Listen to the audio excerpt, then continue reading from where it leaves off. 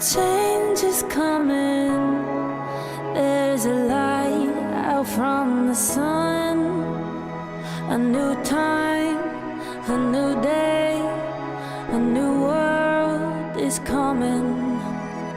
And I can see the dawn has just begun. A new home, a new way is on the horizon. We're making the world a better place, one person at a time. Making the world a better place, one day at a time. And it starts right now.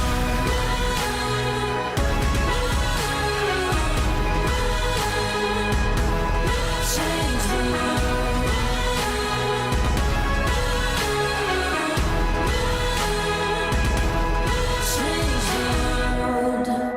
I think it's incredibly important that General Motors has taken this step towards EVs. We're talking about one of the world's most iconic companies here that will cause other people to stand up and say it's time. We're going to follow their lead. Change is blowing like the wind through the trees. The wheels are spinning and life is in motion. And I can see a light shine through the leaves. A new spark of new life is on the horizon. We're making the world a better place, one day at a time. And it starts right now. It starts right now. Olá, bom dia, boa tarde, boa noite. Estamos de volta com mais uma sessão da maratona do 25º Congresso Mega Brasil de Comunicação, Inovação e Estratégias Corporativas. Uma programação que traz para você os detalhes do que foi este evento realizado entre os dias 17, 18 e 19 de agosto na Unibis Cultural em São Paulo. Para você que perdeu algum detalhe, quer rever o conteúdo dos encontros, ou que não pôde estar conosco presente lá no evento, esta é uma oportunidade de acompanhar não só o que aconteceu no Congresso, mas também comentários exclusivos de convidados e entrevistas com os palestrantes e personalidades que passaram pelo evento. Essa maratona, que se estenderá até o dia 22 de setembro, acontece todos os dias, de segunda a sexta-feira, às 13 horas, e você confere um novo conteúdo que também permanecerá disponível para ser acessado em qualquer tempo nas nossas plataformas de streaming. Neste quinto dia de maratona, vamos acompanhar a mesa redonda que trouxe como tema central comunicação, a nova arma dos povos originários da Amazônia. E para essa abertura eu convidei Verônica Goizueta, jornalista, correspondente estrangeira, e que no Brasil gerencia as atividades do Amazon Rainforest Journalism Fund, uma instituição que financia projetos jornalísticos na Amazônia, e Verônica também integra o grupo de profissionais de imprensa da Samaúma, plataforma de jornalismo criada pelo jornalista Jonathan Watts, que é editor global de meio ambiente do The Guardian, da qual também fazem parte a jornalista Eliane Brum e Carla Jimenez e Thalita Bedinelli, ex-editoras do El País.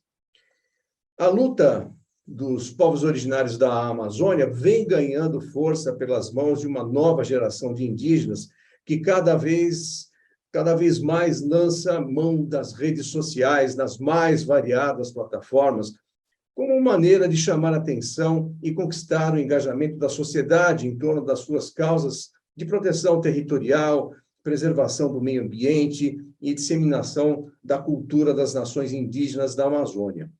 E por isso que nós, no Congresso, quisemos trazer esse fenômeno para que a gente pudesse examinar e discutir como é que tem acontecido efetivamente essa integração desses povos ou dessas novas gerações com a sociedade, com o restante da sociedade brasileira, de modo a aproximar esses dois Brasis.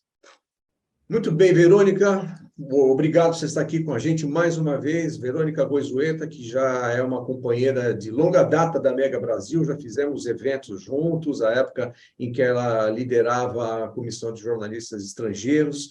Verônica, obrigado mais uma vez por estar aqui conosco na Mega Brasil. Obrigada a você, Marco. Obrigada pelo convite. Verônica, o assunto é a Amazônia, que virou uma especialidade sua, né? Você é que lidera um fundo, como eu acabei de falar, que patrocina projetos jornalísticos na Amazônia, e agora você está envolvida na Suma Uma, que eu queria que você detalhasse para a gente, embora eu já tenha aqui falado, dado um briefing do que vem a ser, eu queria que você detalhasse o que é o Suma Uma, quais são os objetivos e pretensões dessa plataforma. A Suma Uma é uma plataforma global de jornalismo. A gente chama assim porque, na verdade, ela vai começar muito pequena, como uma newsletter, mas a ideia do projeto é que ela se torne um portal em 3 línguas. Então, por isso que a gente está chamando de uma plataforma global. Essa é a nossa ambição, né? É um projeto fundado pela Eliane Brum, né? Que nem preciso apresentar, uma das jornalistas mais premiadas do Brasil. E o Jonathan Watts, que é o editor global de meio ambiente do The Guardian, que está morando em Altamira, assim como Eliane.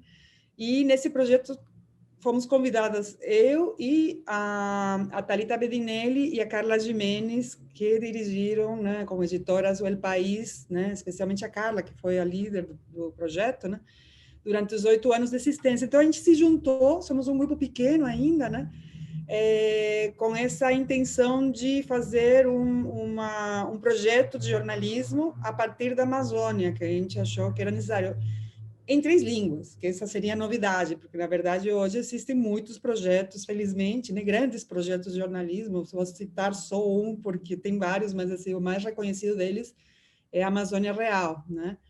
E então, assim, a Suma Uma nasce com essa intenção, né?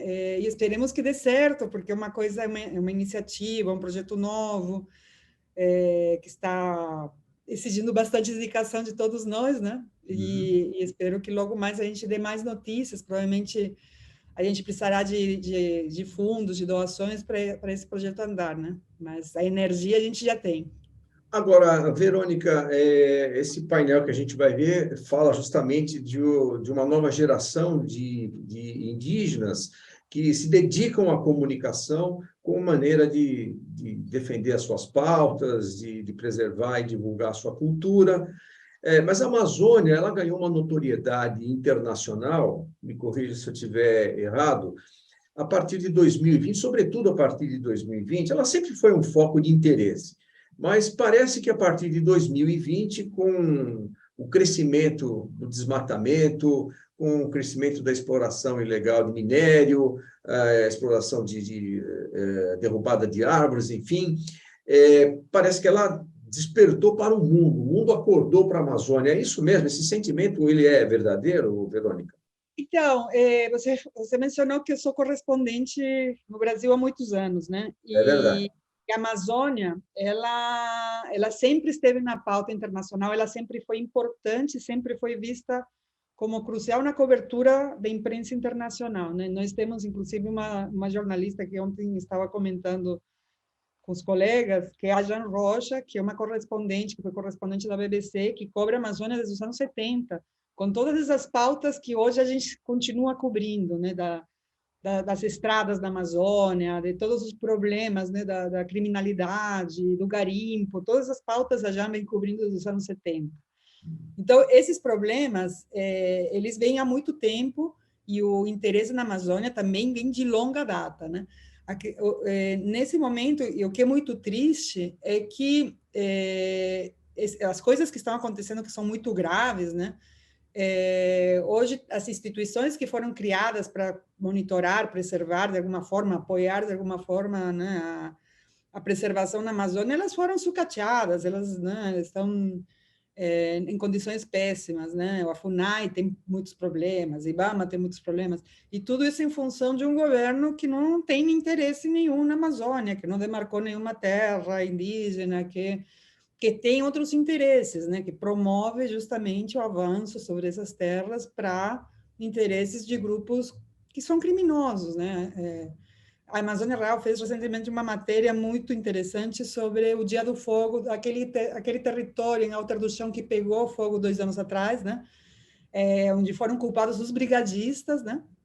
E, na verdade, depois de todo esse escândalo, de todo esse episódio, hoje esse terreno está loteado para fazer casas, é isso que acontece, né? Então, as pessoas vão lá, destroem, compram e estão num lugar que é um paraíso, né? Tendo suas casas de verão, seus negócios de turismo. Então, é isso que está acontecendo. E isso está fazendo com que os movimentos, né? De indígenas, comunicadores, jornalistas indígenas, comecem a se movimentar muito mais, né? É muito mais notória essa movimentação, porque eles estão tendo que sair para se defender, né? Então, essa é uma coisa que a gente acho que não via nesse nível de movimentação, talvez desde a Constituinte, né? Movimentos indígenas indo para Brasília, acampando na frente do Congresso, né, para pedirem seus direitos. Então, é um momento muito grave mesmo, né? Então, é daí que nasce essa necessidade dos indígenas terem uma ação maior, né? Uma cobertura quase que fixa desde os anos 70, você me relata. Então, é possível dizer que o mundo conhece mais a Amazônia do que o próprio Brasil, porque para os brasileiros, a Amazônia ainda é aquela floresta maravilhosa, quer dizer, ainda é aquela floresta maravilhosa, com biodiversidade que a gente não sabe exatamente qual que é o pulmão do mundo, que é o outro carimbo que foi dado a ela também. São esses os conhecimentos genéricos que se tem no Brasil.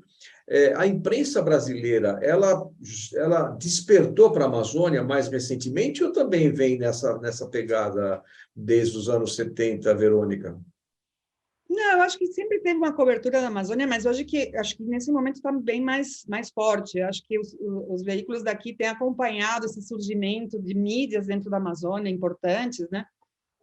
A Amazônia Real, volto a repetir, né? O caso mais emblemático desses meios, mas vocês têm aí na mesa, né? A Rede Guaiuri, tem muitos grupos, né? De comunicação de indígenas, né? Meios de jornalismo. E a imprensa brasileira começou a notar, né? A própria Kátia da Amazônia Real, ela era correspondente na Amazônia, né? Da grande imprensa brasileira, mas sempre como uma coisa muito restrita, ter um correspondente, uma pessoa lá. Hoje eu acho que está chamando mais atenção, e o próprio fundo em que eu trabalho, né? Ele patrocina basicamente jornalistas freelancers que apresentam essas histórias para grandes veículos, né? E que acabam publicando. Temos mais notícia hoje, me dá a impressão, né? Uma cobertura maior, tem mais interesse por tudo isso que está acontecendo, né? Por toda a violência desse governo está muito dirigida para a Amazônia, né? E para os povos indígenas. Então, isso tem feito com que a imprensa faça uma cobertura melhor. Mas sempre teve interesse. Agora, eu acho que na imprensa internacional sempre foi um ponto da cobertura, né? Quando a gente cobria, quando a gente faz a cobertura geral, a Amazônia sempre era um ponto importante. A imprensa internacional sempre cobriu histórias como os garimpos, né? E a Belo Monte teve uma forte cobertura da imprensa internacional, né? Antes dessa construção e, infelizmente, durante essa construção, né? Até agora, quando foi comprovado que não serviu, né? Para as finalidades para as quais foi construída, e hoje vivenciamos os problemas que ela está causando, né? De problemas da biodiversidade, de poluição da água, de afastamento dos ribeirinhos do seu lugar de viver, né? Agora, Verônica, na prática, que barulho que a imprensa está fazendo, o que ela está conseguindo fazer, que efetivamente pode vir a mudar essa realidade da Amazônia? Do ponto de vista de formação mesmo, de opinião, isso você percebe que está tendo algum resultado prático? Toda essa movimentação, essa dedicação que a imprensa, sobretudo a imprensa internacional, que você está mais ligada a ela, vem fazendo sobre a cobertura na Amazônia? Com certeza, né? A imprensa é fundamental para mostrar essas coisas, né? Essa matéria que eu citei de Alter do Chão, por exemplo, é uma matéria bastante corajosa da Amazônia Real e que mostra que os discursos, né, que a gente não pode deixar um governo simplesmente falar o que quer, né? Culpa os brigadistas e isso foi o fogo espontâneo da Amazônia. vem uma matéria que prova que não é assim, né? E o jornalismo tem esse papel, e isso faz com que as pessoas possam ler e se informar com conteúdos reais, né? E isso é importantíssimo, isso é fundamental, né? Então, é muito importante, e é cada vez mais importante a gente ter realmente cobertura a partir da Amazônia, né? Então, por isso que é muito importante toda essa comunicação dos povos indígenas, né? Que eles estão achando suas formas de se comunicar internamente, também levar sua voz para as pessoas ouvirem, né? É fundamental. Eu acho que está começando a ter um entendimento, né? Maior dentro entre os jovens brasileiros, principalmente. Eu dou uma aula na SPM sobre a Amazônia, esse interesse dos meninos, dos estudantes jovens, por conhecer mais. Eu acho que tem, e eu percebo assim, uma deficiência no ensino no Brasil sobre essas questões, sobre a cultura indígena, né? Eu que sou do Peru, né? Inclusive, onde o ensino da cultura indígena é muito importante para a gente, né? No Peru você tem um orgulho, né? De tudo que foi antes da colonização, e agora aqui que vão se fazer 200 anos de independência, né? É importante lembrar que o Brasil não existe há 200 anos, né? Então, é importante que isso se ensine, que isso se valorize, que as pessoas tenham orgulho de ter sido um país que foi incrível antes da colonização, né? Com povos maravilhosos. Hoje, a gente está descobrindo que a tradição desses povos é muito do que a gente precisa para preservar o planeta. Nosso planeta está correndo risco, né? E é por isso que nasce Sumaúma, e é por isso que são importantes toda essa comunicação que os indígenas estão tendo que sair do seu lugar, do seu mundo, para nos contar que se a gente não fizer alguma coisa, vai ficar grave para todos nós, né? A situação ambiental, né? É uma emergência mesmo, né? Então, acho que a imprensa está fazendo sim, e precisa fazer mais ainda, né? Verônica, até por uma questão de reputação, as empresas, elas pautadas pelos princípios de ESG, têm voltado o seu olhar também para a Amazônia. Você acha que, na medida em que se efetiva, conforme se apregou entre as empresas, um desenvolvimento sustentável por parte dessa economia, pode-se reverter o que vem acontecendo na Amazônia hoje de desmandos, de exploração ilegal? As empresas podem ter algum tipo de influência na medida em que elas se interessam, se instalam nesse território amazônico, ou você acha que isso são coisas incompatíveis? Olha, eu acho que não são só as empresas, acho que todo mundo tem que pensar em como a gente tem que mudar as nossas formas de ver a Amazônia, de viver no mundo, né? Não é nem para nós, nem para as empresas, é tudo só pelo lucro, né? A gente tem, o lucro é a natureza, né? Então, a gente realmente precisa pensar desde todas as perspectivas, né, na preservação do planeta. Sem planeta, não há empresa, não há a gente, né? Então, isso precisa ser feito de uma forma muito responsável, né? Qualquer decisão, qualquer rumo que as empresas tomarem nesse sentido, né, tem que ser feito de uma forma muito séria e muito responsável, muito verdadeira, né? Porque também a gente vê muita gente falando, né, de siglas, de coisas que estão na moda, mas quanto se faz de fato, de verdade, e não é só uma forma de mostrar, eu estou fazendo alguma coisa, né? Todo mundo usa siglas, então, se for, ações verdadeiras são muito necessárias, né? Agora, Verônica, existem iniciativas, você conhece alguma iniciativa? Existem iniciativas de atuação de empresas junto às comunidades indígenas, por meio da agricultura familiar? Existe alguma iniciativa assim? Você tem conhecimento disso na Amazônia? Eu não saberia citar. O que eu conheço é do que os próprios povos indígenas estão fazendo, né? E tem algumas iniciativas de algumas ONGs que viabilizam, às vezes, esses contatos com empresas. Fazem a ponte? Melhor, sim, fazem a ponte, mas não conheço assim, um caso que eu possa Perfeito. citar, se você conhece bem. Agora, para a gente encerrar, quando é que Sumaúma a gente vai poder acessar e conhecer o conteúdo de Sumaúma? Bom, como eu falei para você, vai começar pequeno, né? Então, a gente vai lançar uma newsletter que deve sair ao ar no dia 13 de setembro. E aí, uma vez por semana, a gente vai ir mandando as nossas reportagens e as colunas, enfim. Isso vai estar tudo num site, né? Você recebe pelo e-mail, Sim. pode se cadastrar, inclusive, no site, que é sumauma.com, né? E aí vão ir ficando as edições da newsletter que a gente for publicando, né? Quem sabe no ano que vem a gente possa aumentar essa frequência e aos poucos ir indo, mas a ideia é que a gente tenha no futuro mais conteúdo e ter até uma redação, né?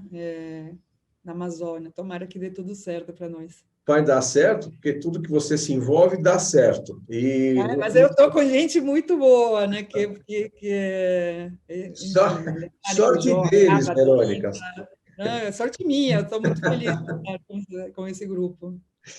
Tá bom, Verônica, eu quero agradecer bastante a você. Quem sabe ano que vem a gente traz o Suma Uma para dentro do Congresso da Mega Brasil para contar como é que foi essa iniciativa de vocês, né?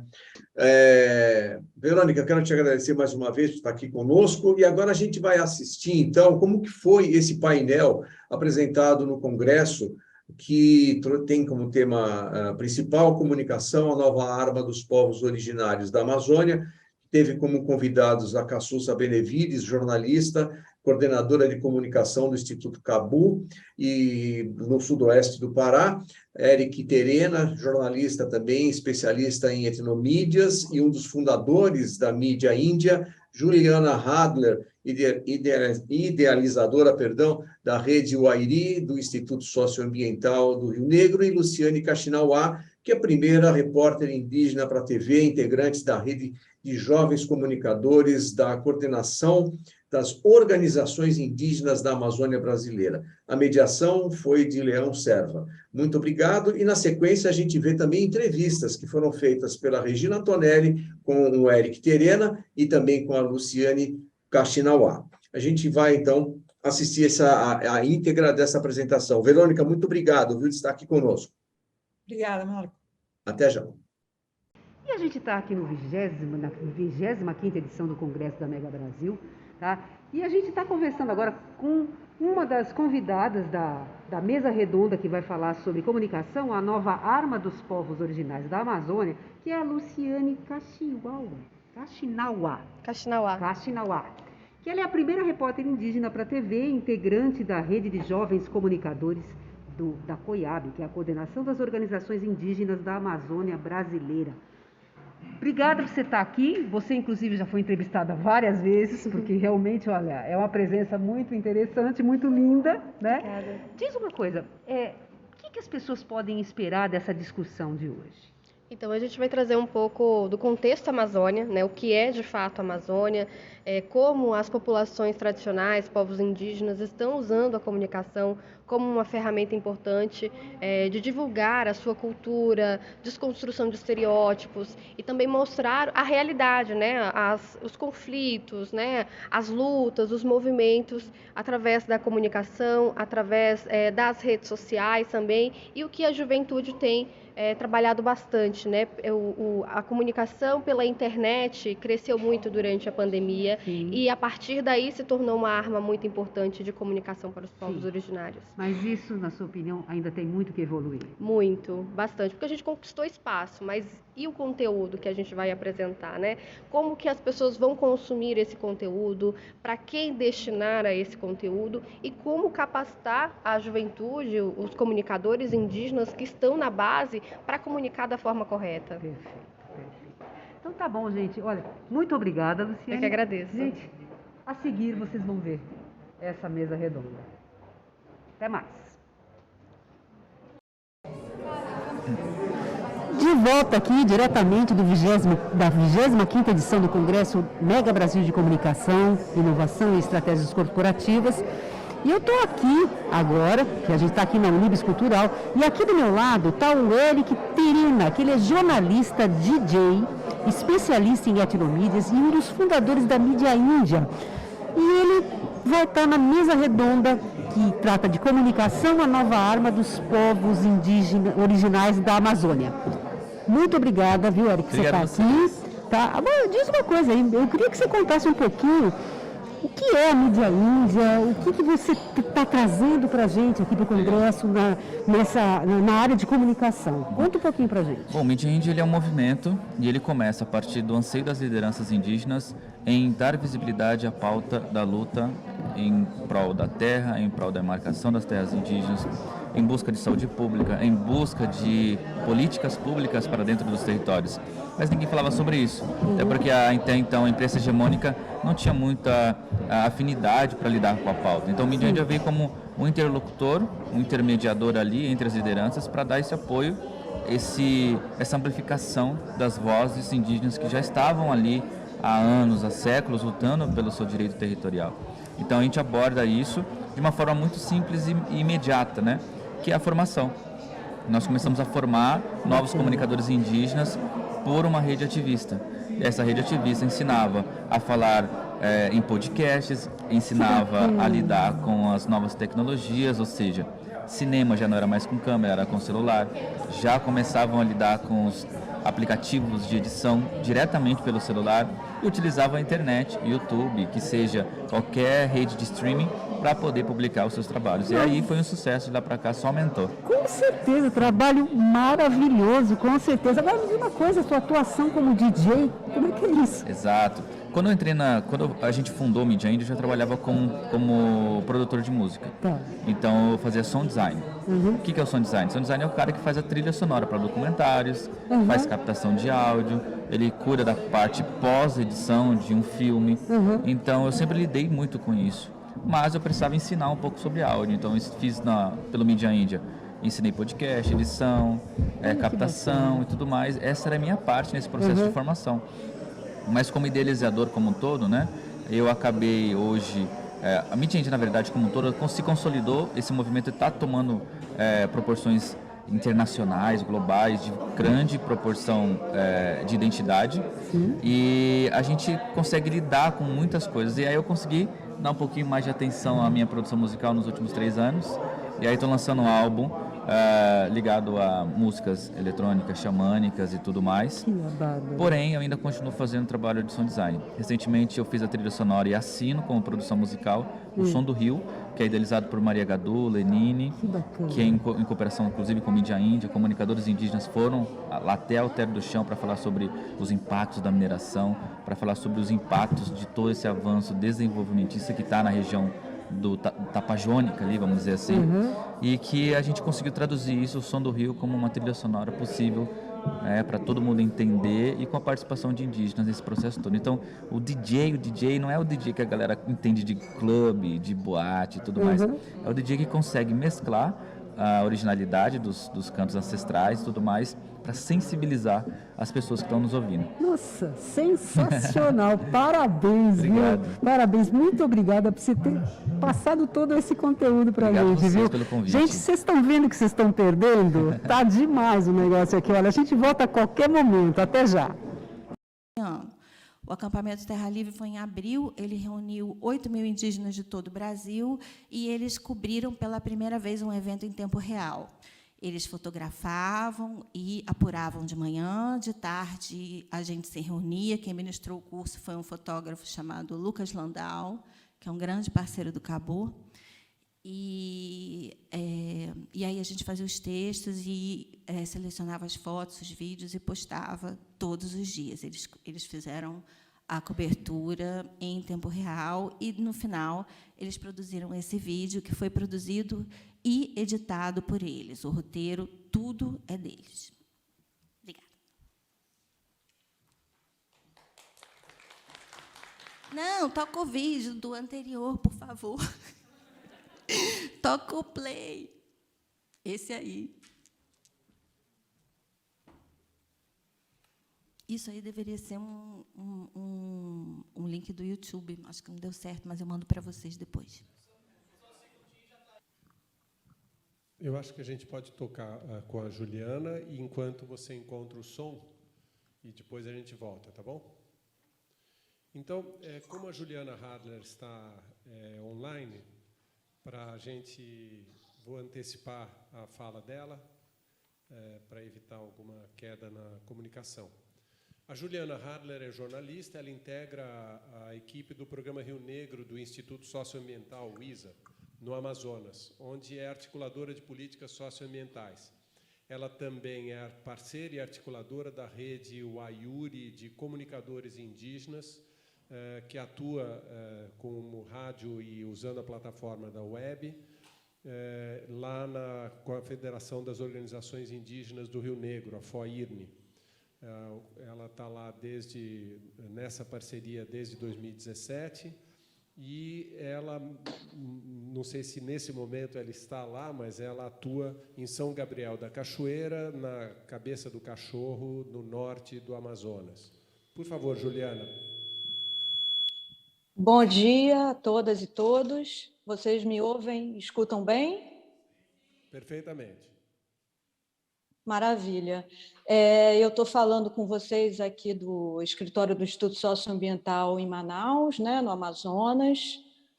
Como aí já foi dito na minha apresentação, eu sou jornalista e desde 2017 eu moro em São Gabriel da Cachoeira, que é considerado o município mais indígena do Brasil, né, na fronteira, no Alto Rio Negro, na fronteira com a Colômbia e com a Venezuela. Um município com uma diversidade cultural incrível, né? São 23 povos indígenas em São Gabriel da Cachoeira, 4 línguas indígenas cooficiais, além do português. No município também é falado tucano, baniwa, Engatu e, mais recentemente, o Yanomami também foi uma língua cooficializada. E essa palavra Wayuri, né, da Rede de Comunicadores Indígenas do Rio Negro, que é a Rede Wayuri, é uma palavra em Engatu que quer dizer trabalho coletivo, mutirão, né? E então eu vou começar contando um pouquinho, compartilhando com vocês, e é um prazer poder compartilhar essa história aqui com vocês, sobre o contexto da criação da Rede Wayuri, né? Em 2017, foi quando o Instituto Socioambiental, que é uma organização da sociedade civil brasileira, fundada em 1994, que tem uma atuação de quase 3 décadas no Alto Rio Negro, em parceria com os povos indígenas do Rio Negro, com a federação que os representa, né, que é a FOIRNE, Federação das Organizações Indígenas do Rio Negro. Então, uma longa parceria, aí, desde a fundação da FOIRNE em 1987, né, foi quando eu chego lá, em 2017, num contexto em que começava a surgir ali na região muitas fake news, muitas notícias falsas relacionadas ao trabalho do movimento indígena, ao trabalho da sociedade civil, tentativas de criminalização dessas lideranças indígenas, né?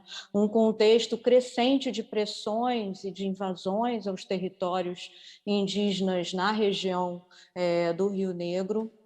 E aí, como bem diz o nome dessa mesa aqui de debate, desse encontro, a comunicação é uma arma, né? A gente, vivendo nessa era da informação e da comunicação, a comunicação cada vez mais veloz, as notícias se espalhando e viralizando numa velocidade impressionante, a Federação das Organizações Indígenas percebeu a necessidade de investir em comunicação, né? De pensar a comunicação de uma forma estratégica para a defesa dos seus territórios, para a defesa dos seus direitos, para a defesa da sua cultura.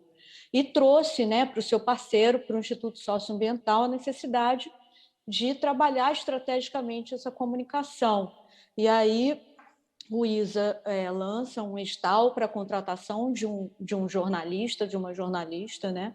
Eu participei desse processo seletivo, fui a pessoa selecionada, assim como a Cassussa também, sou carioca, sou do Rio de Janeiro, né? Fazia muitas viagens para a Amazônia como documentarista e, enfim, fui selecionada nesse processo de seleção do ISA e me mudei para São Gabriel da Cachoeira para, então, iniciar esse trabalho de comunicação mais estratégica em parceria com o movimento indígena do Rio Negro, com a FOIRNE. Dali fizemos um diagnóstico de comunicação, vendo as potencialidades, as dificuldades, os desafios, a questão da infraestrutura de comunicação bastante precária, né? Uma internet via satélite muito cara e que só funciona na cidade, mesmo assim funciona mal, né? Funciona mal. Esse ano, no início do ano, é que chegou a fibra ótica em São Gabriel da Cachoeira pelo Rio, né? Mas ainda também com muitos problemas. Então, a gente, em 2017, fizemos esse diagnóstico, fizemos esse mapeamento e iniciamos um processo junto às comunidades e junto à FOIRN, de formar essa rede de comunicadores indígenas, né? Num processo formativo de longo prazo, com oficinas de formação desses comunicadores indígenas que são indicados pelas suas bases, né?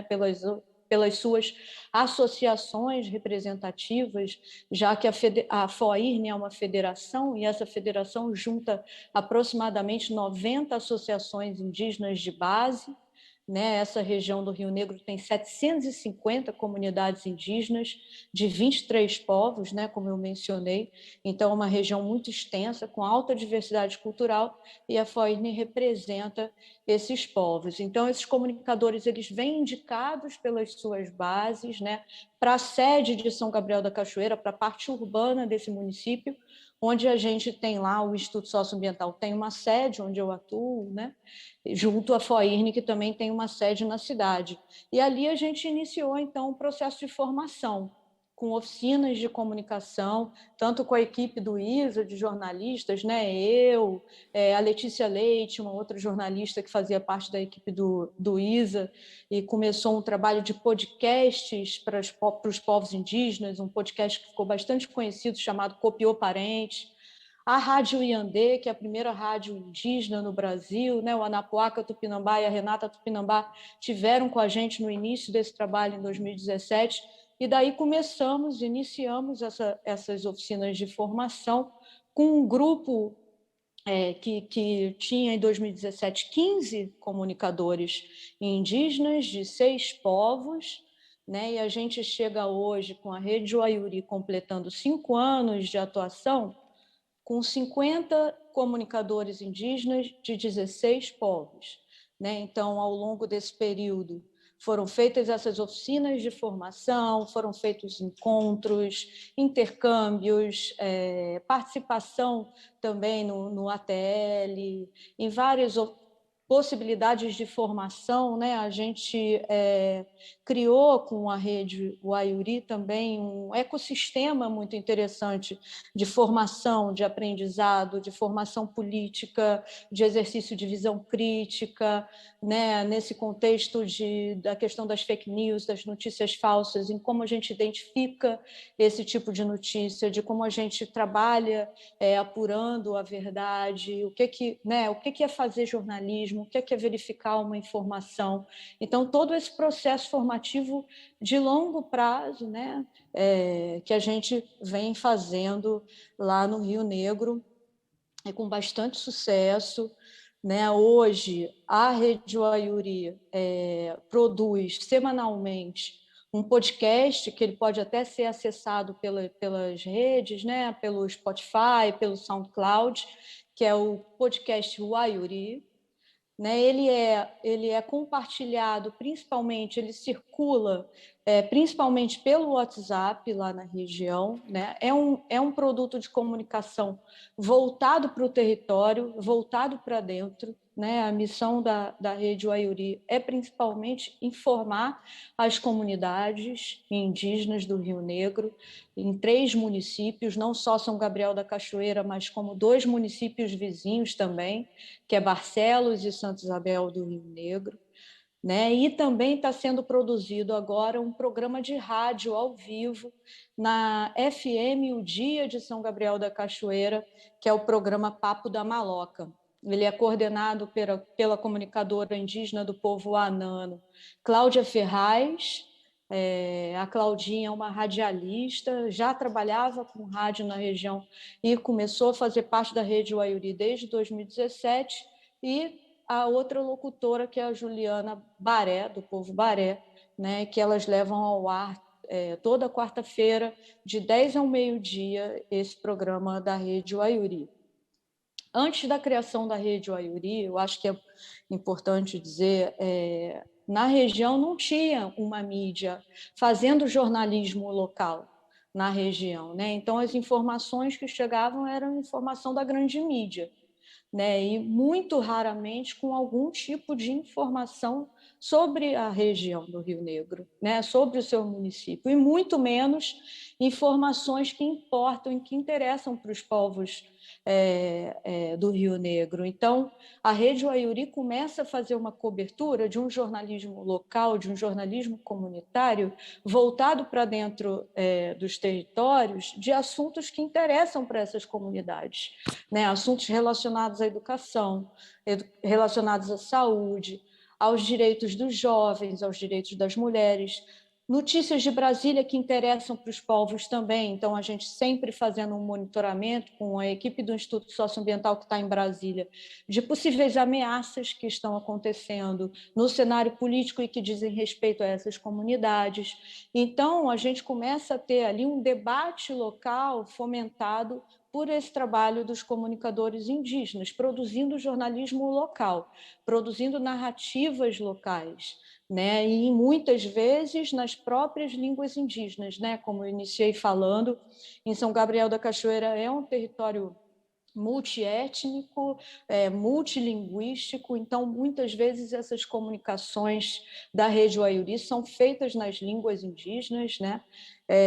E às vezes, muitas vezes também, na maior parte das vezes, em português, que acaba que é a língua que une todos os povos, que todos falam, né? E também pela questão dessa circulação aldeia-cidade. Então, na cidade de São Gabriel, a maior parte das vezes a gente fala em português, então também muitas informações em português. No momento, tem uma estratégia muito interessante de capilarização dessas informações para as comunidades, que é a instalação de rádio-poste, né? São rádios comunitárias, então são bocas de ferro que são instaladas nas próprias comunidades. Isso vem sendo uma reivindicação das comunidades do Rio Negro para que tenham essas rádios locais em suas comunidades. E aí essas rádios funcionam boa parte nas próprias línguas indígenas, né? Porque aí as comunidades normalmente elas falam o português, em alguns casos até o espanhol, pela fronteira com a Venezuela e a Colômbia, mas a língua indígena vai ser o tucano, ou vai ser o banil, a língua indígena que prevalece nessa comunidade. Então, também um ponto muito importante da rede de comunicadores indígenas é esse fortalecimento cultural, é o fortalecimento da língua, é o fortalecimento das narrativas, é o fortalecimento cultural. Além desse aspecto político, de você estar levando informações que reforçam a cidadania dessas pessoas, né, garante os direitos dessas populações, mas também o seu fortalecimento cultural. São muitos desafios, né? Oi, desculpa. Juliana, então, eu pediria para você ir terminando, daí a gente passa aqui, depois a gente vai ter perguntas. Perfeito. Você pode esclarecer mais coisas. Perfeito. Eu já ia encerrar dizendo que são muitos desafios, sobretudo contexto político muito difícil, né? Então, a gente continua num trabalho voltado hoje para a questão da fake news, né? Então, o monitoramento sobre essas fake news que circulam no território, a tentativa de estar sempre levando narrativas verdadeiras, narrativas que são apuradas ali pela Rede Uaiuri. E queria também dizer que está sendo feito um documentário que resume esses 5 anos de trabalho da Rede Uaiuri, e no fim do ano ou no início do ano vai ser lançado esse documentário sobre a Rede Uaiuri para a gente poder compartilhar ainda mais esse trabalho que está sendo feito no Alto Rio Negro pelos comunicadores indígenas. Obrigada, gente. Maravilha, muito obrigado, Juliana. Peço que você fique aí, se você puder. O Eric Mark Terena vai falar agora. Ele é jornalista, nascido em Campo Grande e desde pequeno já se dedica à comunicação, quando seus pais e família participou da Associação dos Moradores Indígenas do bairro Guanandi, em Campo Grande. há uns anos, ele é criador da Mídia Índia, que é um canal de comunicação voltado para pautas indígenas, e é nessa condição que ele foi convidado, está aqui conosco para falar desse projeto. Em 2021, ele participou da COP26 em Glasgow, na Escócia. E, por favor, Eric, suas palavras. Naque Noé, como é que vão vocês? Eu sou Eric Terena, sou terena de Mato Grosso do Sul, como fui bem apresentado, terra indígena Cachoeirinha.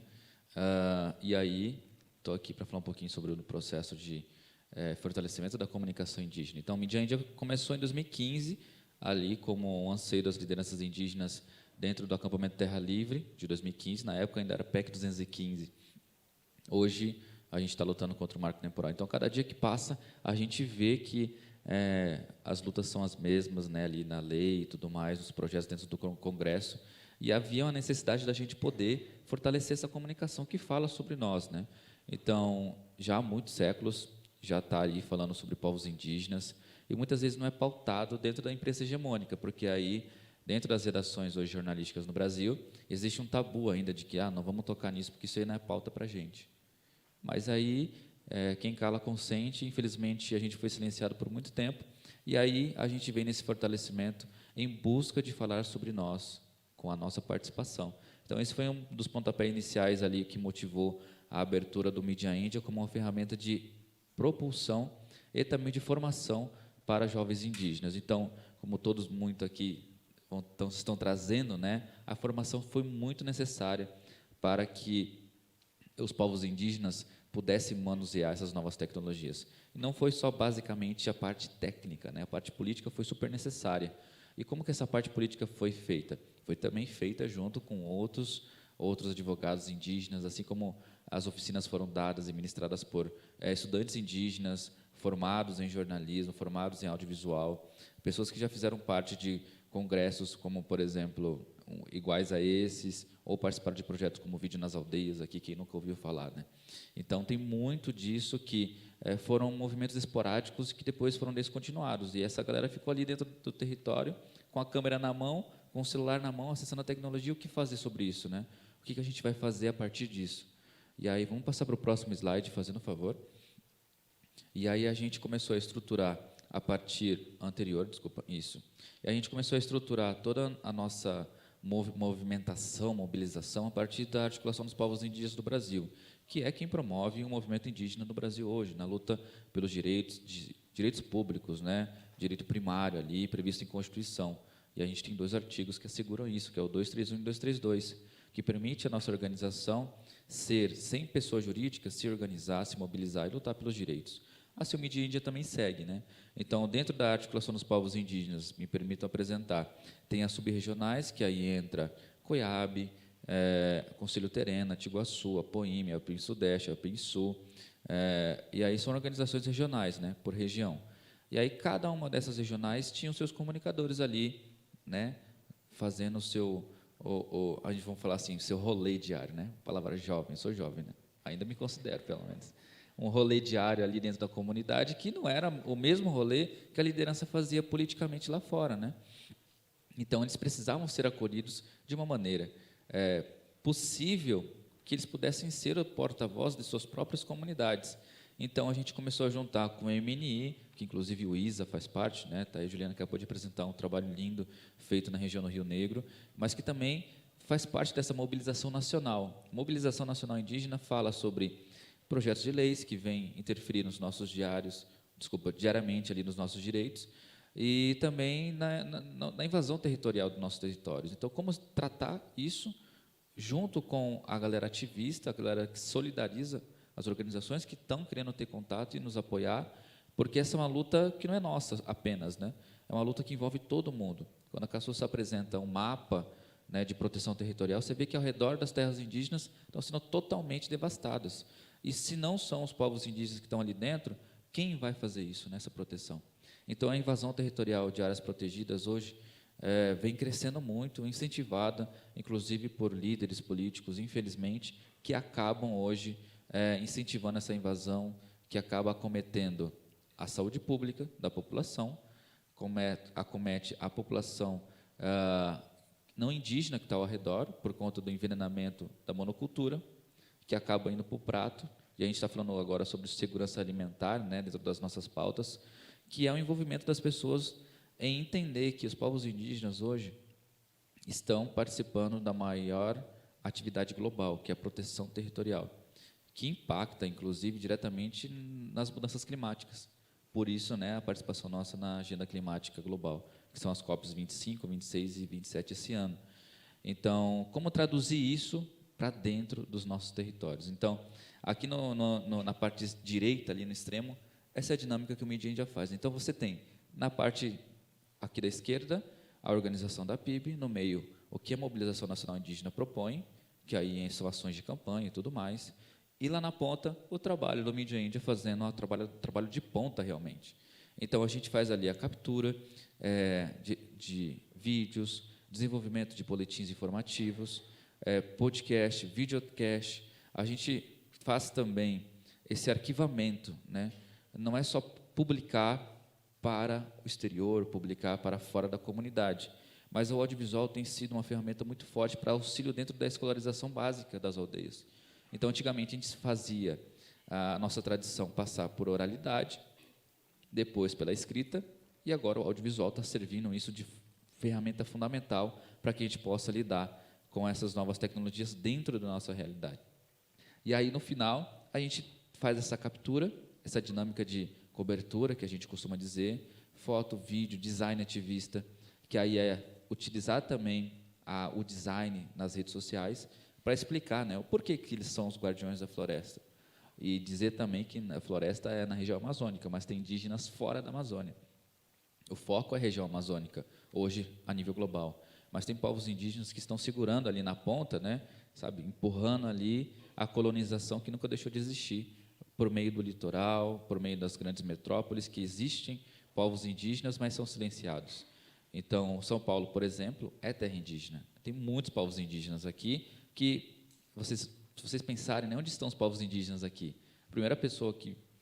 A primeira parte que você vai pensar é que eles estão lá. Estão lá onde? Né? Estão num lugar onde não estão participando diariamente do cotidiano da grande metrópole, que é essa correria toda que vocês vivem aqui em São Paulo, que eu detesto, inclusive. Estou com saudade de casa. E aí, passando para o próximo slide, a gente está aqui produzindo campanhas, né, como eu falei para vocês, do design ativista, como falar sobre os povos indígenas por meio da arte, por meio da criação de conteúdos. Então, aqui a gente tem alguns conteúdos, né, que são campanhas idealizados também pela Mobilização Nacional Indígena e também produzidos pelo Media India, que é quando quiseram cortar a FUNAI e direcioná-los para um outro setor, para um outro ministério. Tivemos a greve geral e tudo mais, e aí são aqui, permita passar rapidamente, algumas campanhas desenvolvidas por todos esses anos pela mobilização, que o Media India foi um principal protagonista e assumiu, assim, inclusive, como uma mídia ativista realmente parte do movimento, sem nenhuma censura. A gente foi para cima, fez. Me permita passar o próximo slide. E aí, dentro do acampamento Terra Livre, a gente fez videocast, vocês podem conferir no nosso YouTube, entrevistando lideranças, do meio do acampamento, com 8.000 líderes indígenas ali participando, passando pessoas e pessoas, e a gente sendo interlocutor, não o porta-voz. E isso é fundamental, quando a gente coloca que o jornalismo hoje, quando você se torna dono da informação, a gente se torna o astro, né, o ponto focal, é ele que está dando informação. O Media India, ao contrário, a gente faz na forma horizontal, coletiva, porque os nossos principais porta-vozes são os nossos líderes. Então, o Media India não está botando a cara. O Media India não tem uma cara, inclusive. Tem só aquela carinha ali, que é uma logo, né? Mas onde vai, a galera conhece. Mas essa participação dos jovens se torna muito possível quando a gente consegue trabalhar de forma horizontal, de forma comprometida, a participação dos jovens indígenas. E aí, no meio ali, nós temos uma revista científica chamada Vocapá Navo, que é onde vocês que estão dentro da universidade, eu já sei da universidade, felizmente, a galera que está na universidade fazendo as teses, as dissertações, as monografias, podem publicar tudo isso dentro dessa revista. Então, é mais um avanço onde o Media India está, dentro da universidade, dentro do audiovisual, dentro do cinema, dentro da agenda climática e dentro do movimento como um todo. E aí, aqui do lado, você tem A invasão, por exemplo, do Zuruê-Uauau, que é o que a gente mais recebe. Nós recebemos muitas denúncias diariamente. Nós temos uma equipe dedicada apenas a isso, que é como que você vai transformar essa denúncia sem falar, prejudicar o próprio território, dando ferramentas para criminalizar o próprio território, e como você vai usar essa mesma informação para divulgar para fora, para que sensibilize os meios de comunicação a falar sobre essa pauta. Então, é um trabalho muito difícil que vai para dentro e para fora. Próximo slide, fazendo favor. E aí, durante a pandemia, nós tivemos um grande enfrentamento. E aí, a Covid nas aldeias foi com fake news, com invasão de territórios, envenenamento, por meio do agrotóxico, que é a cerca. Ninguém podia sair de casa. E como sair de casa, sendo que ao redor da sua casa está sendo borrifado com a pulverização, porque a monocultura está bem ali beirando a cerca, né? E as queimadas dentro dos territórios que só falam só quando queima, né? Mas ninguém fala sobre prevenção. E quem está fazendo essa prevenção são os povos indígenas, e a gente está noticiando isso. E não tem local de fala na imprensa. O indígena ainda é visto na imprensa como tutelado, né? Lá da época do militarismo ainda, né? Que o indígena precisava de uma carta para sair da aldeia, para ir para a cidade estudar ou fazer qualquer tipo de coisa, e essa carta para ele poder voltar. Ainda é tratado dessa forma, infelizmente. Então, o indígena não pode falar sobre isso. Vamos falar só com a FUNAI. E o que fazer se vai dar voz à FUNAI se ela está ligada, socateado, ou está ligada ao governo federal? Então, dar voz aos povos indígenas é uma das principais ferramentas hoje que o Mídia Índia está propondo. E o próximo slide, fazendo favor. E aí, a gente fez vários conteúdos durante a pandemia. Eu escolhi esse marco aqui, porque 10 anos, gente, a gente fez muita coisa. E aí, o marco principal foi justamente as orientações de cuidado. E nós fizemos boletins informativos na língua materna de cada povo na região amazônica, para falar sobre o que é a pandemia. O principal foco é produzir para dentro, né?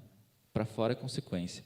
E aí, falando sobre o histórico de Covid, a cada dia que a gente fazia um boletim informativo, por exemplo, na COIAB, subiu para 600 o número de mortos, subiu para 700 o número de mortos, subiu para 800 o número de mortos. Então, cada vez mais foi aumentando esse índice, a gente foi noticiando isso aí de forma muito trágica, inclusive. Aí, aqui, do lado direito, vocês podem ver, é a capa do COIAB Informa, está no Spotify, vocês podem ouvir toda essa sequência, são vários episódios. E como a gente podia combater essa doença por meio do rádio? Como bem disseram aqui, a internet não é uma realidade para os povos indígenas. Então, a radiofonia é um dos principais meios utilizados. Então, muitas vezes, não tinha como chegar lá pela internet. Então, o parente descia ali em Manaus, 10 pendrives na mão, e ia distribuindo essa cópia, subindo no Rio Negro e Solimões. Assim como outras regiões do Brasil também. Então, esse mecanismo mais manual de pessoas envolvidas foi fundamental para que a gente pudesse lidar com tudo isso. E já encerrando aqui, né, as informações de que estava acontecendo no Congresso, enquanto estava tendo a pandemia, estavam votando PL, marco temporal, trazendo tudo isso à tona, porque os povos indígenas não podiam sair dentro. Então, a gente precisava traduzir o que estava no Congresso para dentro das comunidades. Está aí o porquê que o Levante pela Terra aconteceu em 2021, em julho, foi quando os povos indígenas cansaram de ficar parados dentro do território e foram todos e tomaram Brasília, a fim de barrar todos os PLs que estavam ali, tramitando dentro do Congresso. E aí, dar voz aos povos da mata foi fundamental. E tudo isso é resultado, né, para o próximo slide, fazendo favor, para a gente já ir encerrando, tem pouco tempo, tá? Durante a pandemia, nós fizemos várias lives. Parente indígena, líder indígena, não dá conta, ou tampouco sabe lidar com Zoom. É um mistério, assim. E aí, durante essa pandemia, nós fizemos muitas oficinas. E aí, felizmente, eles conseguiram entrar. Hoje, o parente está com o celular, fazendo live toda hora. Se vocês acompanharem nas nossas redes, a gente sempre entra em colaborativo ali. Os parentes indígenas estão fazendo live, fazendo denúncias, falando do que está acontecendo dentro do território. Isso foi uma dinâmica de oficina que aconteceu. E aí nós tivemos a participação de mais de 40 organizações do exterior e do Brasil para auxiliar nesse processo, chamadas para artigos científicos, assembleias online, nós atingimos mais de 13 milhões assistidos, e também, durante os 3 meses que foram feitas as mobilizações, mais de 10 milhões de pessoas assistiram simultaneamente. Então, isso é um marco para o movimento indígena, porque a internet foi realmente uma ferramenta que auxiliou a gente, né? Não foi nada muito... não foi distante da nossa realidade. Foram porta-vozes que estavam ali na internet falando, e os comunicadores indígenas também motivando tudo isso dentro dos seus territórios. E a gente não viaja, deixa bem claro, Nós não temos CNPJ, né, o Mídia Índia, e a gente não fica se deslocando, viajando. Nossos correspondentes regionais são os que trazem a notícia para a gente, de forma voluntária, comprometida, e muitas vezes até cobrado pelos caciques. Você não mandou nada hoje para o Mídia Índia? Não, manda lá. Mostra eu fazendo farinha, mostra eu caçando, mostra eu... Então, tudo isso acontece de forma muito dinâmica, e a gente fica muito feliz com essa participação.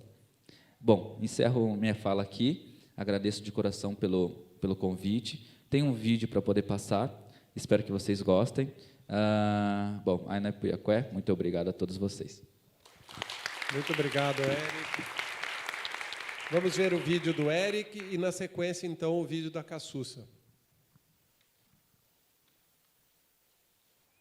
Brasília, 7 de setembro de 2021. É florestar mentes de sonhos, afetos, soma, solidariedade, ancestralidade, coletividade e história. Sabemos que a raiz do Brasil vem de nós, do útero da terra e de nossos ancestrais. A mãe do Brasil é indígena. O Brasil nunca existiu e nunca existirá sem nós. Viajamos por horas, por centenas e milhares de quilômetros pelo nosso direito. A gente precisa fazer a defesa da vida. E defender o território é defender a vida. Estamos fortalecendo umas às outras, firmes, porque nós somos semente, nós somos terra, nós somos mães, nós somos a continuidade da luta do nosso povo que iniciou muitos e muitos anos atrás. Nós vamos permanecer aqui nessa plenária com a força de nossas ancestrais, com a força da água, com a força da Mãe Terra, que nunca nos abandonou. Nós continuamos aqui, firmes, no lugar onde sempre estivemos.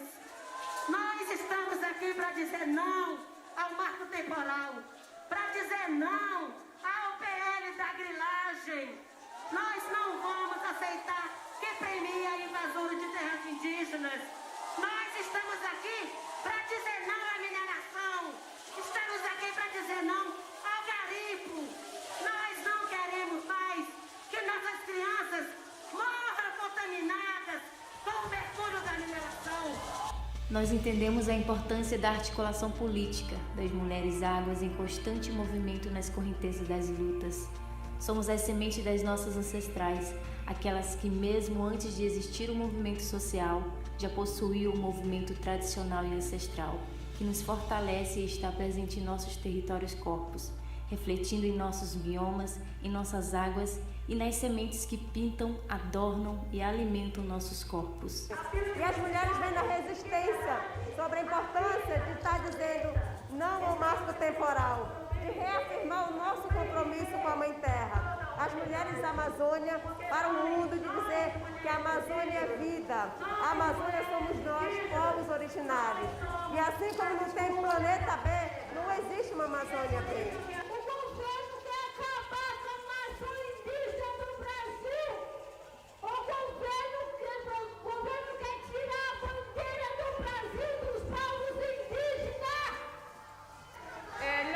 Gobiernos de todos los países donde habitan pueblos amazónicos, pueblos indígenas, están explotando nuestros territorios. Nuestra lucha es por la selva, por las lagunas, por las montañas, por los pantanales, por nuestros derechos como mujeres indígenas, como pueblos indígenas y por las futuras generaciones. Es importantísimo la solidaridad entre pueblos, porque justamente lo que pasa en cada pueblo, en cada territorio, no es aislado, es algo sistemático que está llevando a los pueblos indígenas al genocidio y el desplazamiento de nuestros territorios. Como mujeres tenemos hijos y nos consideramos que es muy importante el territorio, cuidar el territorio, porque sin territorio nosotros no tendríamos vida. Y llegar al mundo entero para concientizar a la gente de cuán importante es la conservación de nuestros bosques, nuestra naturaleza, nuestra madre tierra, ya que en estos últimos tiempos el cambio climático está afectando muy directamente a nuestras comunidades indígenas al tal punto de prácticamente desaparecernos de este planeta.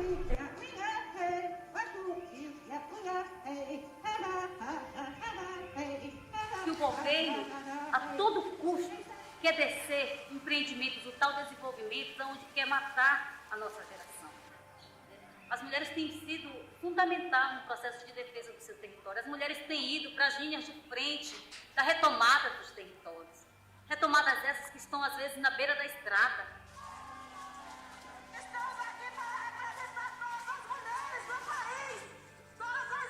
Estou aqui em Brasília repudiando esse governo genocida, transfóbico, não ao marco temporal, não à PL 490 e vamos repudiar esse governo. Eu faço parte do povo terena, minha etnia é terena, represento as mulheres e as mulheres trans.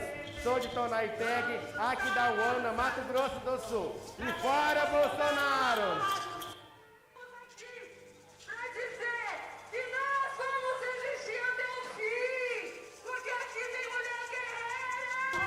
E estamos trazendo o Bolsonaro amarrado no cipó. Porque não aguenta mais, ninguém aguenta mais Bolsonaro. Chega de Bolsonaro. Chega de Bolsonaro na direção do país. Nós mulheres viemos a Brasília marchar para dizer não ao genocídio indígena, para dizer não à destruição dos nossos territórios, dizer não ao desmatamento, dizer não às queimadas. E nós vamos aqui agora, né? Levar Bolsonaro e dizer que já chega.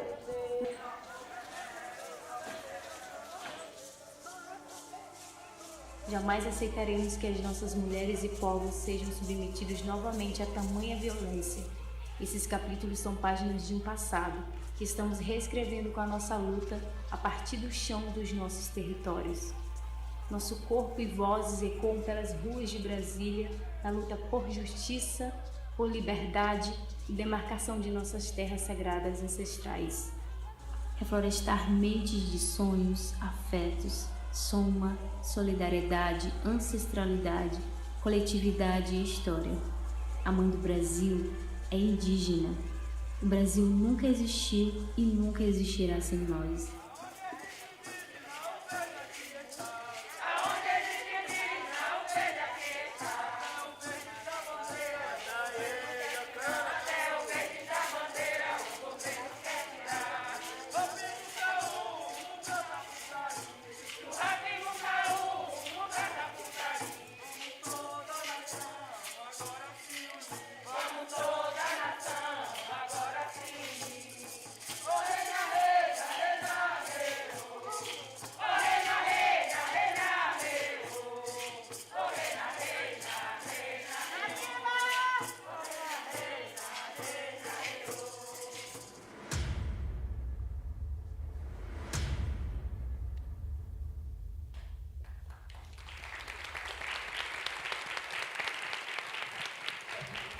Boa tarde a todos. Vamos ver o próximo vídeo. Queria falar hoje aqui sobre a importância da comunicação para nós indígenas. É de suma importância, né, o papel de nós comunicadores que estão fazendo cobertura hoje da TR, de estar levando informações para a aldeia, de estar levando informações para o Brasil inteiro, né, através dos nossos olhares indígenas, não através dos veículos que estão aí no Brasil mentindo sobre o nosso ato. Então, a gente está aqui para desmentir esses mentiras que estão nas internet. Então, temos esse papel muito importante de estar levando informações através dos nossos horários mesmo. Das câmaras estaduais, municipal. Eu sou jovem. Já que as empresas do Brasil não cobram nosso movimento, nosso trabalho fica mais importante ainda, de estar levando informações para o Brasil. Não só para o Brasil, mas para fora também, acredito que nós trabalhamos lá para fora, para que outras pessoas possam conhecer o nosso trabalho, né? Que hoje, nós indígenas, a gente está ocupando vários lugares, não só na comunicação, mas em outros lugares que a gente precisa ocupar, que é com o nosso direito. Então, temos esse papel muito importante de cobrir esse movimento, não só esse movimento, mas outros movimentos que vai vir ainda. De estar levando informações para a aldeia, de estar levando informações dentro da aldeia para fora do Brasil, para o Brasil inteiro também, para que as pessoas que não conhecem a nossa realidade possam curtir um pouco, curtir nosso dia a dia, curtir nosso trabalho através do vídeo que a gente faz, do chamado que a gente faz, do cobrimento que a gente faz. Então, até diminuir o preconceito também que os não indígenas têm com nós. Então, isso é muito importante. do nosso olhar, do nosso trabalho que a gente faz aqui durante a TL.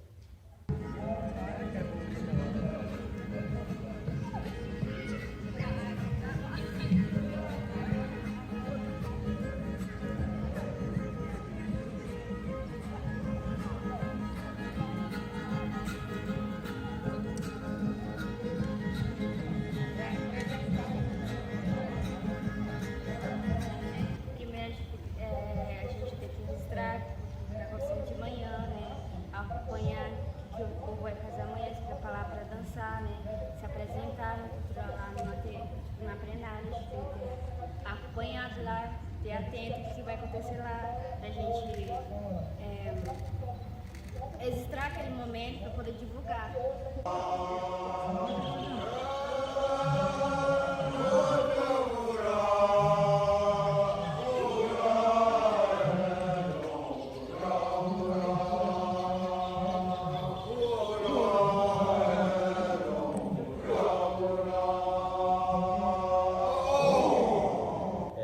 Então eu fico muito grato por ter um comunicador indígena do Caiapó aqui fazendo essa cobertura, né? E a gente vê nosso trabalho tendo divulgado por outras organizações regionais, como a PIB, como a FEPIPA. Então é um sinal que o nosso trabalho está sendo reconhecido não só pelas nossas lideranças, mas pelos outros parentes que estão trabalhando em cima da comunicação também.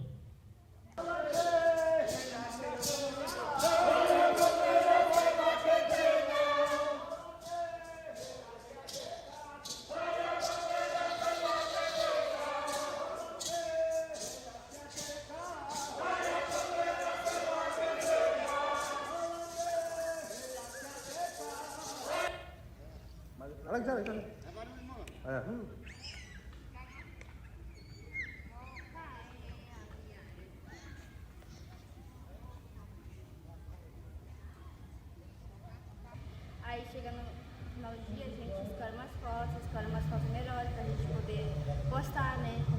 Como é que é aquele rotina que tá acontecendo ali, pra gente poder postar no Instagram.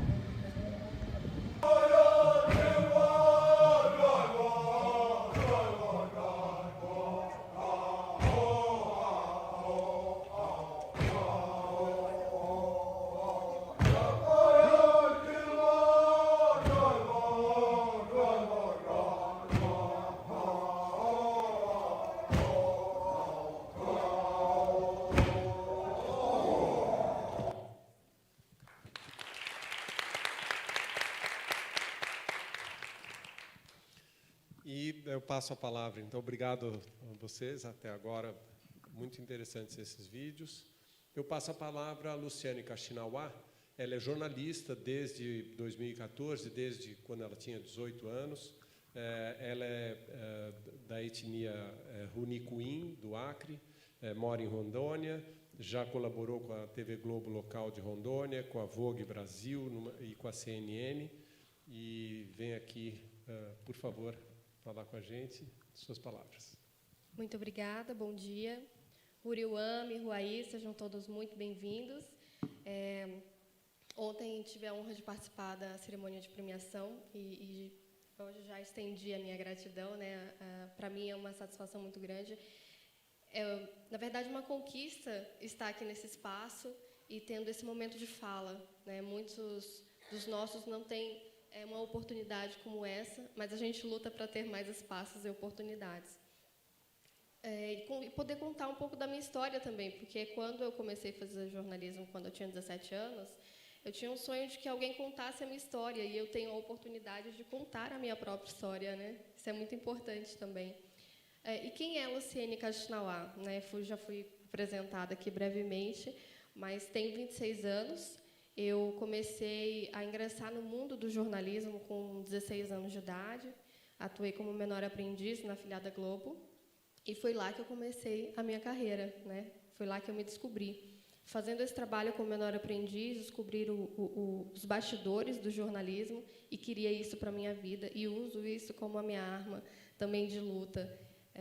Eu tenho uma missão que é dar voz, vez e espaço àqueles que muitas vezes são invisibilizados, né? Comunidades quilombolas, ribeirinhos, principalmente povos indígenas.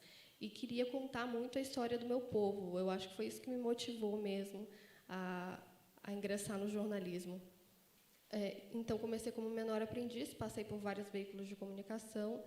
Hoje, atuo de forma independente, fazendo cobertura que envolve a Amazônia e povos indígenas na Amazônia. Faço colaboração para a Amazônia Real, que é uma agência de notícias, Earth News Terra, faço algumas colaborações paralelas também, e sempre divulgando a Amazônia, os riscos também que é trabalhar na Amazônia, né, que a gente também faz muitas denúncias. Precisa estar atento a como vai divulgar, se vai divulgar nome, se não, porque a gente coloca em risco as pessoas que moram lá e nós mesmos que moramos lá, né?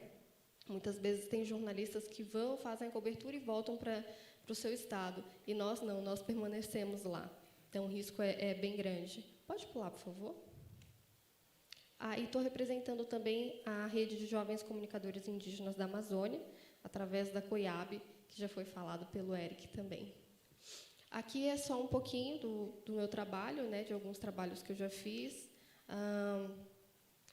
Eu sou jornalista, faço produção, já fiz apresentação, reportagem para TV, rádio e internet, para revistas também. Faço o audiovisual, que é, né, mexer com câmera, fotografias e tudo mais.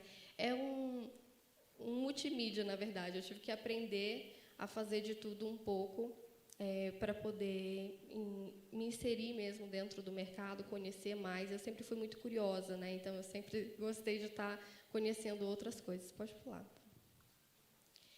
E o nosso tema aqui é a comunicação como arma, né? Por que a comunicação se tornou arma para os povos da Amazônia, para os povos indígenas. Pode pular.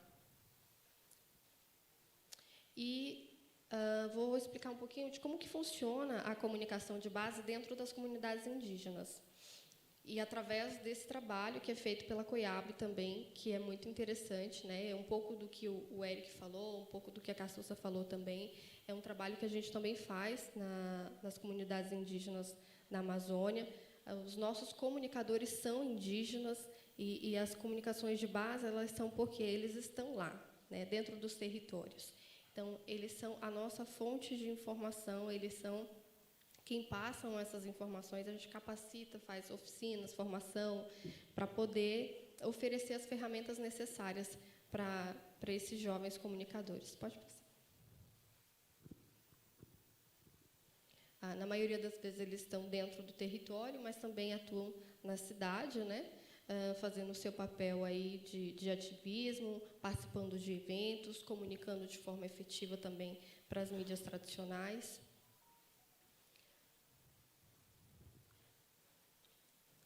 Eu vou virar aqui um pouquinho, gente. Então, né, por que as redes sociais e o celular se tornaram armas para nós, populações tradicionais, para dentro dessas comunidades? E por que cresceu tanto o número de comunicadores indígenas? Porque o celular é um equipamento de fácil acesso, né? Os smartphones aí, a maioria consegue manusear, e a maior parte das comunidades tem a internet, que facilita muito a nossa acessibilidade à informação, a receber informação e divulgar informação do que está acontecendo. Por isso, como foi falado aqui no início também, está acontecendo muito rápido essa corrente de informações do que está acontecendo dentro dos territórios, por essa facilidade, né? Você tem um celular, você tem acesso à internet, você consegue comunicar.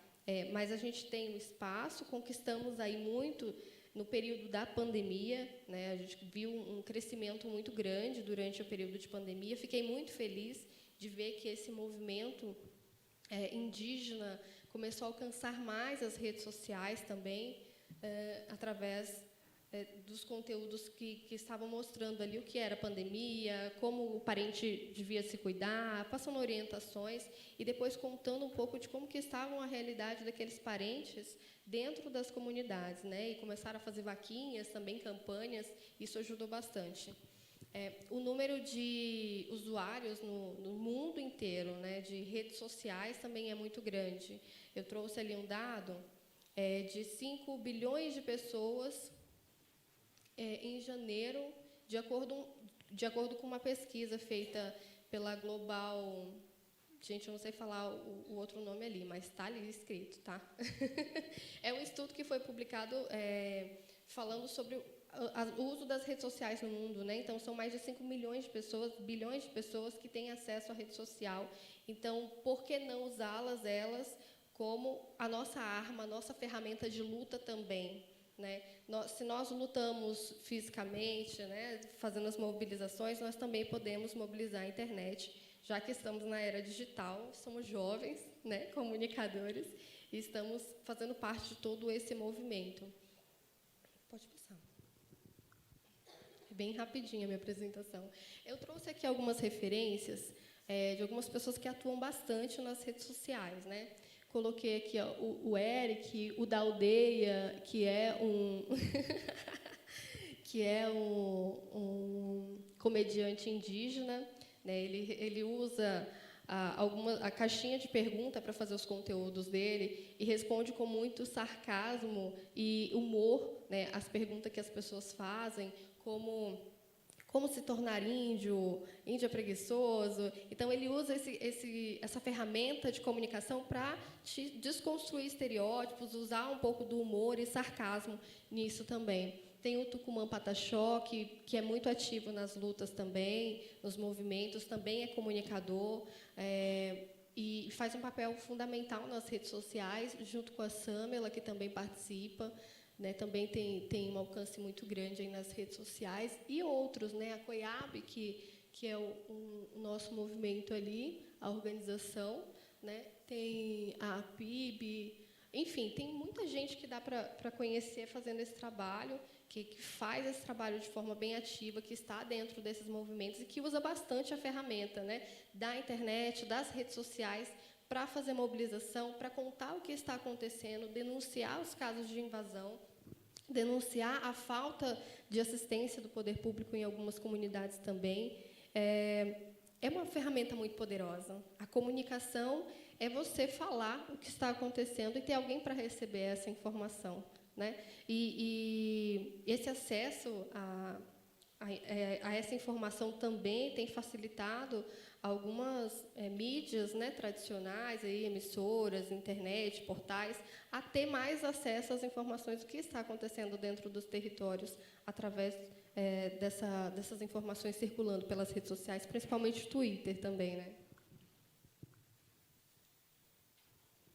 Aqui eu trouxe um pouquinho de como que é feito esse trabalho. Celular, um microfone simples, que eu trabalho com microfone, mas tem gente que não trabalha com microfone, é uma estrutura bem simples mesmo. Isso é alguns trabalhos que eu fiz dentro da comunidade, tem alguns jovens da rede de comunicadores fazendo trabalho no ATL, que é o maior movimento, a maior mobilização indígena do Brasil. E aí, esses aqui são comunicadores que estão em formação, alguns já estão atuando mesmo em algumas organizações. E esse é um trabalho assim, muito em conjunto, sabe? A gente colabora com informações, com ferramentas, com algumas técnicas para passar essa informação de maneira objetiva, de maneira que possa alcançar todo o público e também possa atrair a atenção das mídias tradicionais, que é um desafio muito grande da gente. Pode passar. O que divulgamos? As nossas mobilizações, a nossa cultura e o nosso dia a dia. Basicamente, é o que nós comunicamos através dessas ferramentas. Eu vou ficar em pé aqui, tá? Licença.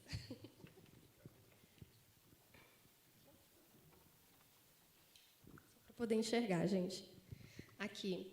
Eu acho que uma coisa que a gente precisa falar muito, que eu acho importante colocar nessa mesa, é indígenas em pauta na mídia tradicional, que é, como eu falei, a gente tem muita dificuldade de colocar as pautas indígenas, até mesmo positivas, nas mídias tradicionais, porque o que a gente vê é muito quando tem alguma catástrofe, né, quando tem alguma coisa muito ruim acontecendo, aí se ganha uma proporção muito grande em relação aos povos indígenas. Então, a gente precisa primeiro entender o contexto indígena, né? Ainda existe muito o que melhorar na comunicação quando se fala de povos tradicionais. Nós somos mais de 300 povos. Eu acho que começa por aí a gente entender a diversidade, né? Não falamos uma língua só, são mais de 300 línguas, povos diferentes, culturas completamente diferentes também. Eu acho que o ponto de partida para melhorar essa comunicação, para incluir pautas indígenas, é entender essa diversidade. Segundo, alguns termos que não são mais utilizados, que é muito importante falar. Em todos os lugares que eu vou, que eu tenho a oportunidade de falar, eu falo sobre isso. Índios, né? Índios, a gente não utiliza mais esse termo para se referir a povos indígenas. A gente usa povos originários, povos indígenas, indígena. Indígena significa povo originário, então representa muito o que eu sou, né? Tribo a gente também não usa mais. A gente, ao invés de tribo, pergunta assim: qual a sua etnia? Ou da etnia tal, do povo tal. E aí, isso sim contempla quem somos, a nossa diversidade, enfim. Isso se aplica aos povos indígenas, né? Indígenas, então, é povo originário, indígena é o indivíduo, que sou eu. E quando se falar sobre localidade, território ou terra indígena, localidade, a gente fala assim: território ou terra indígena, aldeia ou comunidade. Quando se quer falar sobre etnia, e a gente pergunta qual o seu povo, qual a sua etnia. E também trouxe um pouco de contexto Amazônia. O que é a Amazônia? Eu fui surpreendida algumas semanas com uma pessoa me perguntando o que era a Amazônia, se a Amazônia era um estado. Eu realmente fiquei preocupada, porque a Amazônia, ela não é também só o estado do Amazonas. Muita gente imagina que a Amazônia é o Amazonas, enfim. Mas não, a Amazônia, a Amazônia Legal, ela contempla 5 estados diferentes, né? Que está o estado do Amazonas, Acre, Rondônia e Roraima, além da Amazônia Ocidental, aí, composta também pelos estados do Pará, Maranhão, Amapá e Mato Grosso. Então, a Amazônia é muito grande e nós temos uma realidade muito diferente de um estado para o outro, né? O estado do Amazonas tem uma realidade de logística muito complexa, né? E os povos do estado do Amazonas, a gente, a maior população está ali no estado do Amazonas, tem uma diversidade enorme, como já foi falado pela Juliana também, a questão das línguas ali, tem a questão do garimpo, tem a questão também do desmatamento. Em Rondônia é muito forte a questão do desmatamento, da grilagem, da invasão para pecuária, produção de pecuária. Cada estado tem a sua realidade, cada estado tem a sua peculiaridade, e a Amazônia engloba tudo isso, né? É preciso entender muito bem esse contexto. E falta falar de coisas boas, né? Na mídia, a gente, como eu falei, falta divulgar mais sobre coisas boas em relação aos povos indígenas. Eu prometo que eu estou terminando, tá? E eu trouxe um pouquinho sobre a ESG, que é como a implementação de práticas sustentáveis contribui com a manutenção dos negócios e também envolve aí o meio ambiente e a sociedade. Tem a parte ambiental, social e de governança. As empresas e marcas, elas precisam, sim, estar atentas ao que acontece, né, com as comunidades indígenas, com o meio ambiente, com a sociedade como um todo, porque isso influencia, cada decisão tomada em qualquer lugar influencia e impacta diretamente várias pessoas ou indiretamente, e também o ambiente em que elas estão ali. Okay. Benefícios da governança corporativa e ESG, que melhora a gestão da empresa, otimiza o processo de tomada de decisão, compactua com um mundo melhor para todos, que eu acabei de falar, né? Aumenta a percepção de marca no mercado, estabelece normas e também aumenta o retorno financeiro e operacional, além de melhorar a participação da equipe interna, porque isso gera um engajamento, né? E aumenta aí o engajamento dos colaboradores e muito mais.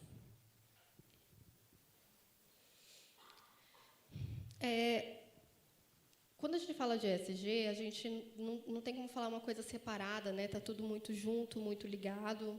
E eles têm uma proposta assim, de juntar a sociedade, meio ambiente. Isso envolve a comunidade indígena também, quando tem uma empresa que está funcionando em algum território próximo, né? Ou que vai afetar, de alguma maneira, essas comunidades.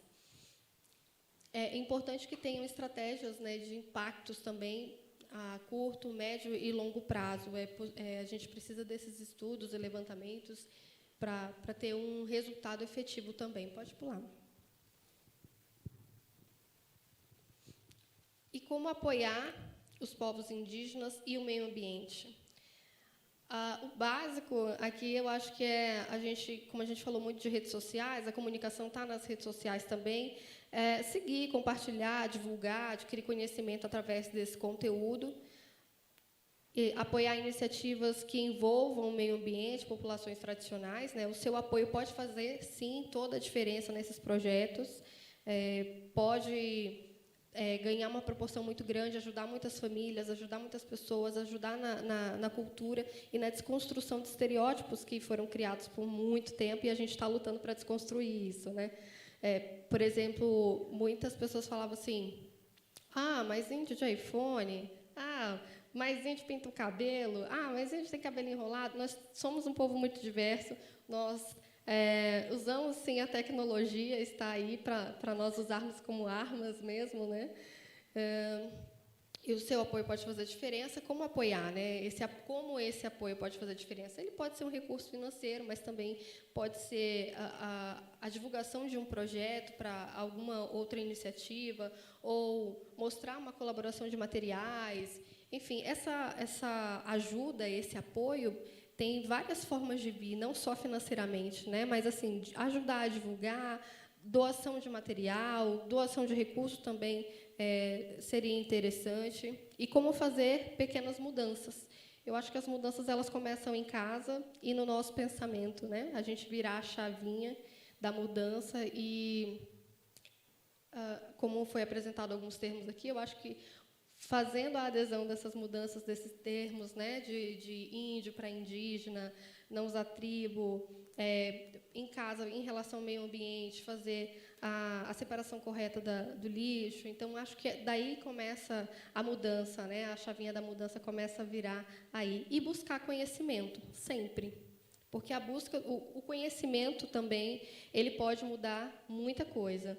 Então, você está aberto a receber esse conhecimento, essas informações e mudar o pensamento também, eu acho que faz toda a diferença. Dizer não ao preconceito é muito importante, né? Também faz essa virada de chave.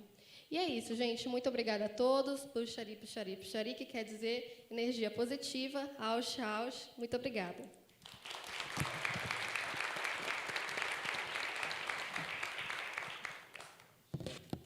Muito obrigado a todos os palestrantes. Nós temos alguns minutos, a gente atrasou, mas temos alguns minutos. Quem sabe, se alguém quiser fazer uma pergunta. Eu costumo citar o antropólogo Beto Ricardo, que sempre comenta um aspecto muito importante da relação das grandes cidades brasileiras e dos não indígenas com os indígenas.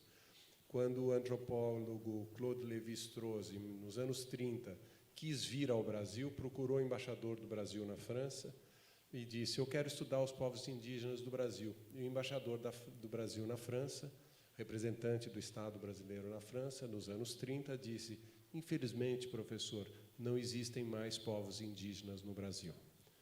Tem sido a comunicação ao longo, desde essa época, que tem feito com que eles apareçam, e hoje a gente sabe que existem povos indígenas em todos os estados do Brasil, sem exceção, mas nem todos os brasileiros desses estados sabem dessa presença e dessa Constituição.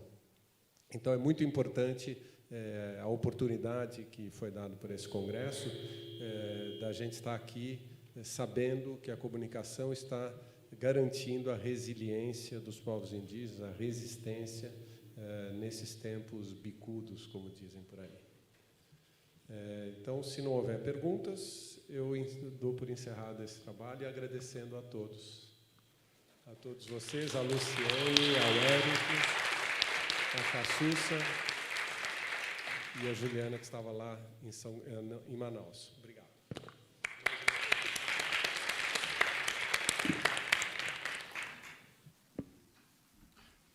Alô, eu só queria saber se o símbolo do cocar de vocês se tem alguma simbologia antes de ir para o almoço. Bom, vou sentar aqui de novo. Então, aqui é uma longa história. Vocês não estão com fome, não, né? Bom, a gente chama de penacho, né? Cocar é um nome universal que português traz isso, né? Dessa assimilação dos nomes para ter um conhecimento. Mas a gente chama de Kipaé, né? Que remete à nossa origem. Então, a origem do meu povo é da Ema, né? Nosso Itukoviti, que é Yorekaiuvakai, que é o Deus que tirou a gente do buraco, nos ensinou o fogo, nos ensinou a agricultura, nos ensinou os nossos saberes, né? Ele tinha essa vestimenta. É uma vestimenta que aqui é só o cocar. Então, eu tenho uma vestimenta mais completa. São Paulo, mais uma vez, faz frio, não dá para usar o traje tradicional aqui, mas é essa conexão, a conexão com a nossa origem, a conexão com a nossa ancestralidade. Então, cada povo tem o seu mito de origem, a sua forma de identificar o seu traje, as suas pinturas e todos os seus adereços, né, que são usados tradicionalmente. Bom, esse é o meu. Oi. A história da iniciação no meu povo tem muito a ver com a jiboia, né? A jiboia é a nossa mãe, né, a que trouxe vida e a que trouxe a sabedoria, a espiritualidade e a cura. Então, o nosso grafismo é muito, tanto o artesanato, a nossa tecelagem e a pintura corporal, ela reflete muito aos desenhos, né, da jiboia. O cocar, para a gente, significa força e significa a força da natureza, a vida, né, na verdade, da natureza. A gente traz essa vida junto com a gente, é muito sagrado, né, que a gente traz essa força, essa vida da floresta aonde quer que a gente vá. E é uma questão de identidade. O cocá que eu estou usando hoje é do povo Paité Suruí, de Cacoal, interior de Rondônia, e eles usam as penas de várias aves para fazer o cocá, usam palha e também uma parte do milho, né, que é para fazer essa estrutura aqui de base também. E eu acho que é isso. Ô, Leão, o Marco pediu para ela falar da onça pintada, porque ela falou ontem, mas muita gente não estava aqui. Ela tem uma onça pintada no corpo, né? O povo Paité Suruí, o símbolo deles é a onça, né? Cada etnia tem a sua crença e o seu símbolo também. Então, eles usam a pintura dessas pintinhas que estão aqui no meu braço, são as bolinhas, né? Tem algumas bolinhas maiores também, e as que estão aqui no meu pescoço, que fazem referência à onça pintada, que traz a força, a garra e a esperteza da onça e essa força da natureza também junto com a gente. O jiripapo, que é o que a gente usa para fazer a nossa pintura, também é muito sagrado, traz proteção para nós e dura aí de 10 a 20 dias, depende muito da pele também, né? Ok, gente. Então, muito obrigado. Obrigado, Leão, muito por ter vindo, a vocês convidados. E a gente volta às 2h15, ok? Obrigado, gente.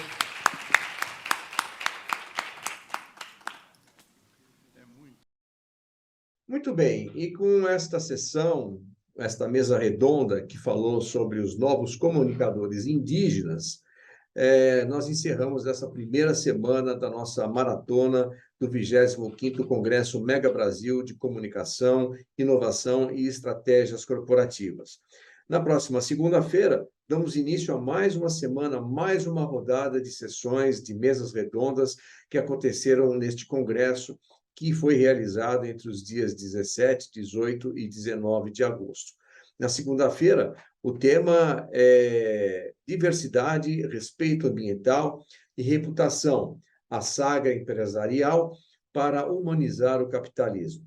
Os convidados são Josemara Tsuruoka, gerente de marketing institucional da farmacêutica EMS, Nelson Silveira, diretor de comunicação da General Motors América do Sul, e Mariana Escalzo, diretora de comunicação corporativa na divisão Brasil da Arcos Dourados. A mediação deste painel foi de Aloysio Silva Júnior, presidente do Conherp 2ª Região, São Paulo e Paraná. Então, temos um encontro marcado na próxima segunda, dia 12 de setembro, a partir das 13 horas, aqui nos nossos canais de streaming da Mega Brasil. Até lá! Vem maratonar com a gente!